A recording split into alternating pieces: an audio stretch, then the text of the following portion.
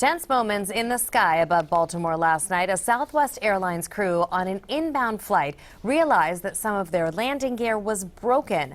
The plane was forced to circle before making what's called a fast landing. WJZ is live at BWI Marshall Airport. Kimberly Eaton with the dramatic but fortunately safe arrival. Kimberly?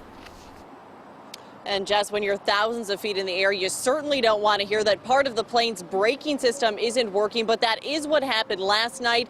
And now tonight, some of the passengers who were on that flight are praising the pilot and the flight crew for getting them here safely.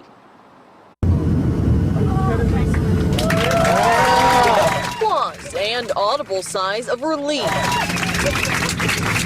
Quite what you'd expect from vacation goers on their return trip to reality. But Nisa Condren's flight home from Aruba with her daughters was anything but the expected. I heard what was a click and what sounded like they were probably trying to put the flaps down, and it dawned on me later that that's what that was. Possibly the first warning sound of a major malfunction. They said we're having a little problem with the wings, the flaps that come up for landing that would break us. She and her girls watched on the Southwest Airlines phone app as their plane started flying in figure-8 patterns thousands of feet above Baltimore, burning fuel and waiting on a backup plan to bring home the 130 passengers and 5 crew members on board. Cell phone video shows the final minutes of the dramatic flight as pilots warned that they were coming in for a so-called fast landing and that the tires might blow.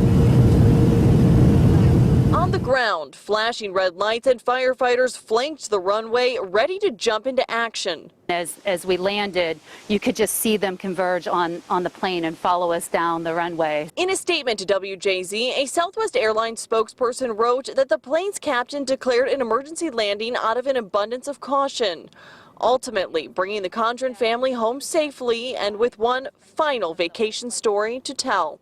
Definitely an eventful way to end the rather uneventful trip in Aruba.